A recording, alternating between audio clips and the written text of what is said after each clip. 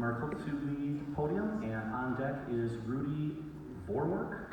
And Canada says here you are a resident of the district, is that correct? Yes, it is. Great, please proceed. Thank you. Good evening. First and foremost, I would like to thank you for letting me speak here tonight.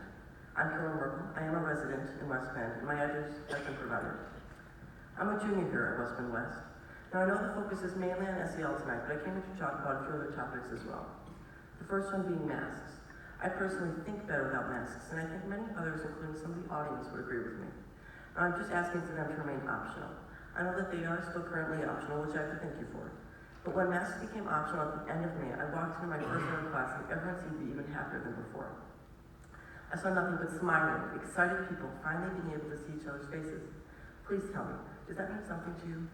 However, I understand some people want to wear masks, which is their choice. But everyone should get to choose whether or not they want to wear masks, even if the positive cases rise. Now, switching the topic, I would like to bring up the protest we had on September 10th. I understand you can legally have protests in school, but they have to be peaceful. They were not peaceful. My friend walked past these so-called peaceful protesters, and they yelled at them, stating, "Shout Black Lives Matter, or you're white supremacists." Do you know how ridiculous that sounds?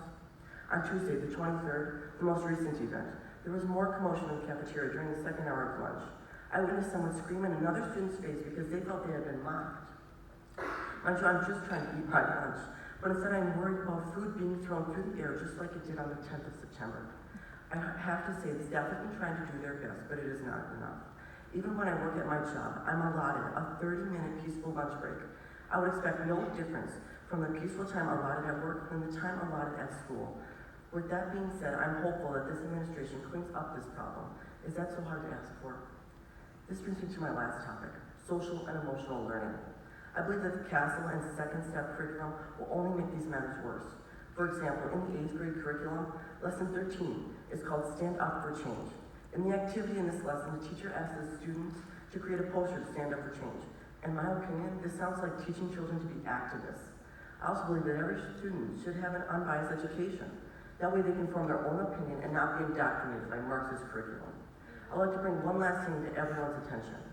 On September 13th, at the school board meeting, once everyone was done speaking, Superintendent Wimmer stated, "Myself and several staff members are just leaning into the feedback you're providing." When I hear the words leaning into, I think you are slowly listening to us. Shouldn't this be something to worry about? Personally, I think that biased education should be something to fear, and I think others would agree. I would just like to let you know that I hope you listen to what everyone has to say tonight, and I hope that what I've stated will be insightful. Thank you for your time. Thank you.